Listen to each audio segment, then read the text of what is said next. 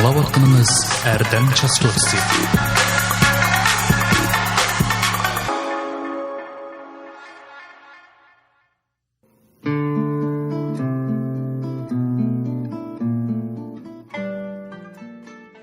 Hürmetlik anlıqçı dostlar, yaxşı turdunlarmı? Erdem частотасыға hoş geldiniz. Mening ismim Erdemcan. Hammamizning hayotida g'am qayg'ularimizni, xo'shallik natijalarimizni tang deyishadigan, sirdashadigan mungdash do'stlarimiz bo'ladi. Ammo ba'zida hech kimga hech nima deyishni xohlamaydigan chog'larimiz ham bo'ladi. Bundaq vaqtda o'zimizni yolg'iz his qilishga boshlaymiz. Dal sizning yolg'iz hislaringizga, og'rigan turmushingizga, charchagan nervlaringizga, umidsizlangan kayfiyatingizga men eng yangi Erdem, ya'ni adab temasidagi radio chastotam bilan hamroh bo'lishni to'g'ri ko'rdim. Ishonamanki, siz ovozim orqali eng yaqin bir sirdosh do'stga erishsiz. Endi bu bol nereden paydo bo'lib qoldi deb xiyol kelib qolsa, buningga beradigan javobim bundan necha yillar burun to'rda o'zim yoqtirgan yoki boshqalarniki havolasida nurg'un mazmunlarni unga ilib keldim. Hem buni Facebook, Instagram yoki YouTube qatorliq sosyal medialar taqib keldim. Hamda vatandan boshlab tutashgan bu o't meni 1 minutmo jim turishga qo'ymadi. Shuning uchun bir mezgil o'rganish, xizmat degan bahonalar bilan tashlab qo'ygan mikrofonning oldiga do'stlarimningki madad va rag'bat berish orqali qaytib kelib o'tiribdiman. Bu orqali sizga huzur beg'ishlash bilan birga o'zimga bir jang e'lon qilib beqishni to'g'ri ko'rdim. Meningki so'zlash usulimga kelsak, mening so'zlash usulim erkin, ozodchilikni qo'g'lishima. Ba'zan chaqda original yozgan bilan orliqdagi gaplarimni men o'z ichimdan chiqarib deyishni yaxshi ko'raman. Chunki original yozgan chaqda ba'zi gaplar kallamga keldi, ba'zan chaqda kelmay qoldi. Ammo mikrofonni oldiga kelgan chaqda men ichimdan hissiyotimni chiqarib turib so'zlayman. Bu chaqdagi hissiyot hamdan chin bo'ldi deb o'ylayman. Hamda chunki bundaq bo'lgan chaqda anglag'uvchi bo'lgan sizmi bir xil yiningizdagi do'stingiz sizga gap qilib berayotgandek tuyg'uli bo'lsiz. Hamda bu chastotada moda naqshlar, muqam, xalq kuylari, radio diktoriyasichiligi haqida savod chiqib siz izlab topolmayotgan tur dunyosidagi mazmunlar berildi. Vaqif bo'ling. Berildiği mazmunlarni shu kunlik qismninki ostiga yozib qo'yishni hargiz unutmayman. Buni o'qib ko'nglingizda sam bo'lsa, sizga osonlik bo'ldi. Uzun gapninki qisqasi, qo'rsoq ochgan degan tunji kapam osh eng lazzatli bo'ldi. Mazmunlarninki sizlarga shu lazzatni ato qilishni umid qilma. Meningki bu qismlarni men odatda Anchor degan bir app bor. Telefonda yoki bo'lmasa Spotify'da qo'yib qo'yma. Buningki ulanishini siz meningki Instagram akkauntimga kirib ko'ra olsangiz bo'ldi. Ya'ni Erdem Uyg'ur channel deb bossangiz Instagramda akkauntimni ko'ra olasiz. Undan keyin shu akkaunt betimga kiribsiz, meningki shu mazmunlarni qo'ygan ulanma bor. Aşağıdan bemalol telefonda anglay olasiz.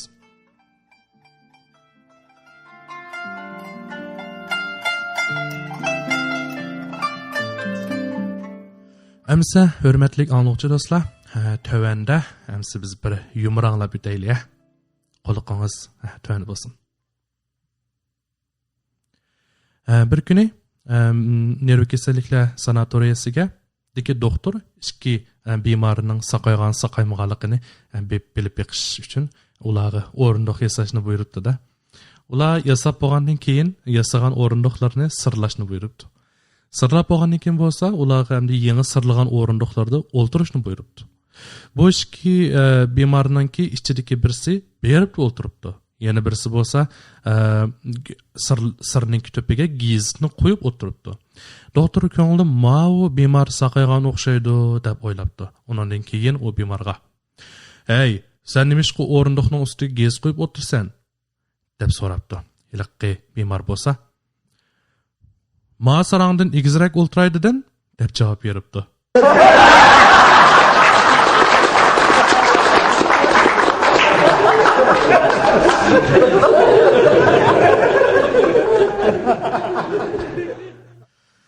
Әмсә юморны аңлап булдык. Sizlarni күлді деп ойлап тұрай hazırcha. Әмсә қадірлік аңлағычы достlar, Patem Qurban degan naqshini bilamiz. Bizning ataqliq peshqadam naqshchilarimiz Patem Qurban bulaq suyidek suzuk, jarangliq ovoz orqali xalq naqshlarini bo'libmi Qashqar xalq naqshlarini voyaga yetkazib o'rindab, xalqimizningki qalb to'ridan o'rin olgan naqshchimiz. U o'rilgan xalq naqshlari mayli yerlik biroq jihatiga aloyidligi, mayli o'rinlash jihatiga o'zgachiligi bo'lsin, yuqori saviyani ifodalab kelgan. Shunga Patem Qurban o'rilgan xalq naqshlarini anglaganda kishiga ajoyib so'qata qildi. Amiz tövanda mush Patem Qurban naqshchimizningki Layligul degan naqshini ko'pchilikning huzuriga sunsam, buni anglag'ach bizningki shu vatanni kichik vaqtimizdagi radioda qo'ydigan shu naqshlarni bir anglab, bir o'yni asli olsak ajab emas deb o'yladim. Shunday bo'lsa, hammamizningki diqqati tövanda bo'lsin. Naqsha Layligul o'rinlag'uchisi Patem Qurban.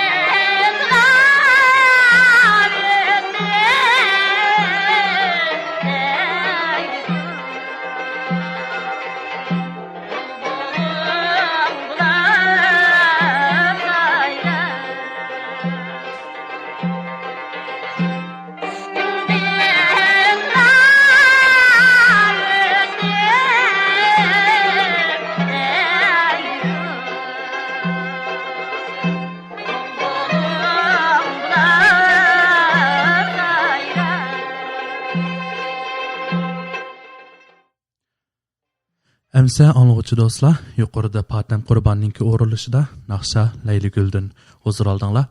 Әмсә tuvanda men ko'pchilikninki huzuriga bayamtin deb o'tgandek, hamda Uyg'ur tili diktoriyatschiligida ritm haqida oz to'la savodga ega bo'lsak degan maqsadda ko'pchilikninki huzuriga tuvanda o'sha ritm degan nima, ritm qancha turlarga bo'lindi degan ne bir to'xtalib o'tsak dedim. Hamsa diqqatingiz tuvanda bo'lsin.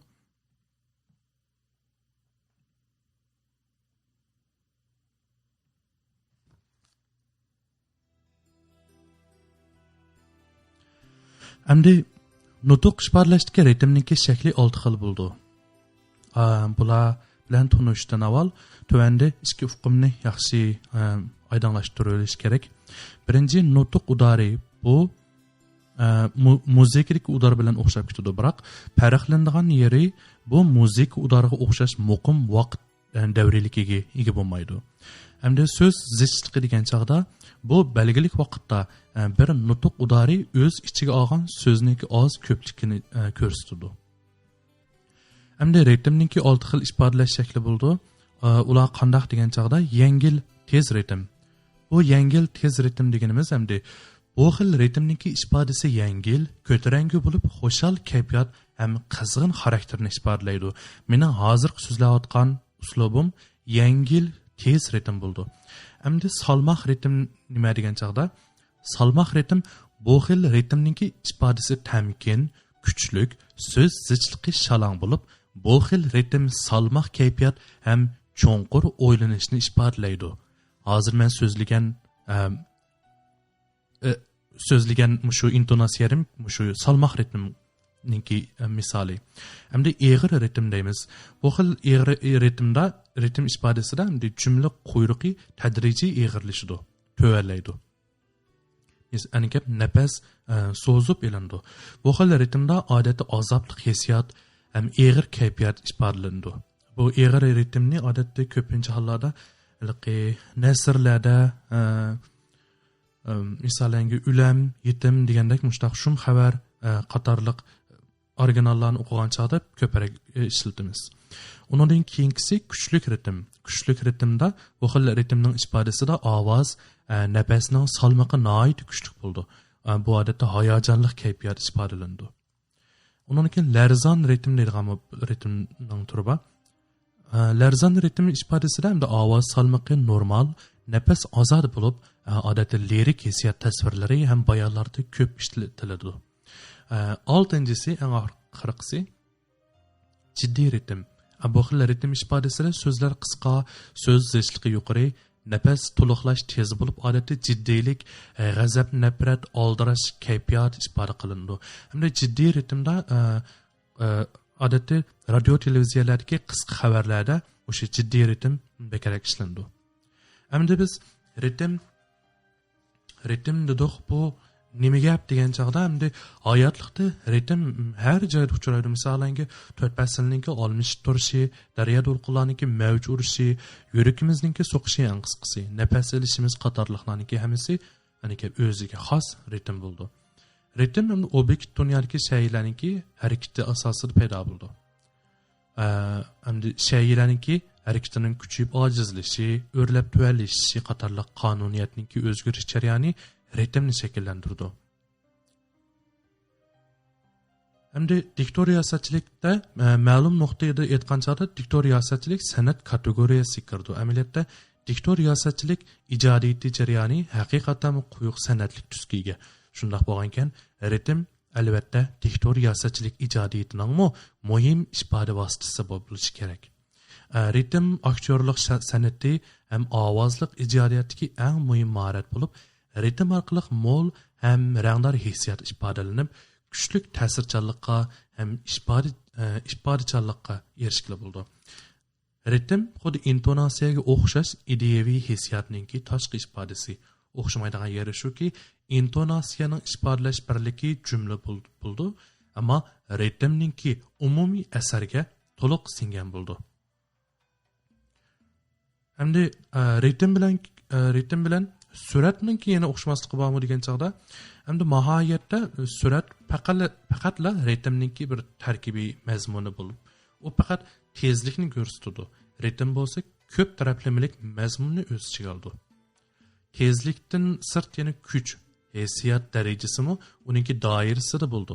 Hamda demak, surat ritmningki bir elementi bo'ldi. Bu ikkisi hargizmi tanglash ufqumi hisoblanmaydi.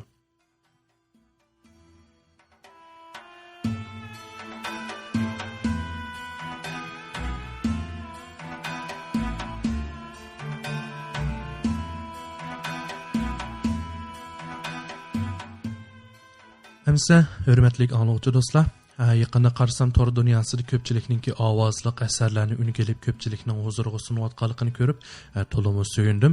Ham bu yerda til ifodalash jihatda ozdir ko'pdir masalalarni sezdim. Biz hammamiz o'rganguchi ham o'rgatguchi, shaxsan men o'rganguchi.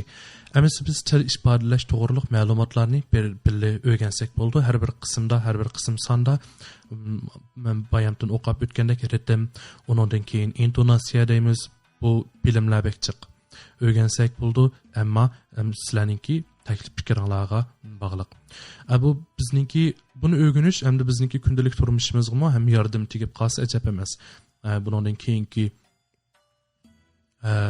leksiya so'zlashdaymiz, eng qisqasi kishilar aro bo'lgan paranglarimiz bir silliq, mazmunliq, jonliq bo'lsa-mu, bu anglag'uchiga bo'lgan bir hurmat ham o'zingizningki ishonchingizni oshiradigan bir turtkilik rol o'ynab keldi.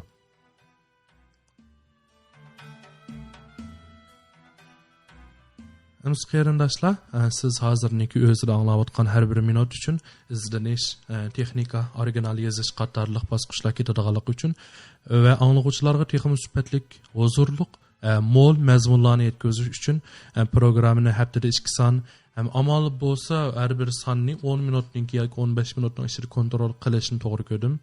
Albatta buning ham ko'pchilikniki talabiga binoan o'zgartish kirgizsak bo'ldi. Nimalarni yaxshi ko'rsiz? Nimalarni anglag'ingiz bor? Siz qanday narsalarga ehtiyojli? Mushularni siz menga comment, ya'ni ostiga so'z yozib qo'ysangiz, men o'sha yerdan ko'ra olsam bo'ldi. Hamda texim yaxshi sifatli mazmunlarning ro'yobga chiqishi uchun sizniki qo'llashingizga ehtiyojimiz bor. Bugungi programma faqat sanoq nusxa bo'lib, ko'pchilikniki taklif fikriga binoan birinchi qism patiqani ko'pchilikniki huzurda bo'ldi, vaqt bo'ling.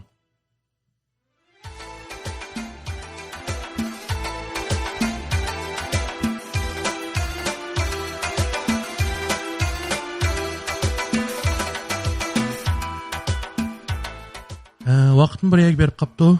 Dar g'animatdir bugun, diydor g'animatdir bugun. Bugungi san programmam sizga zo'q baxsh ato qilgan bo'lsa, men to'liq mamnun bo'laman. Undaqda sizga xayrli damlarning kipirga bo'lishini umid qilib, siz bilan xo'shlashay, anglab berganingizga rahmat. Omon bo'ling qarindoshim.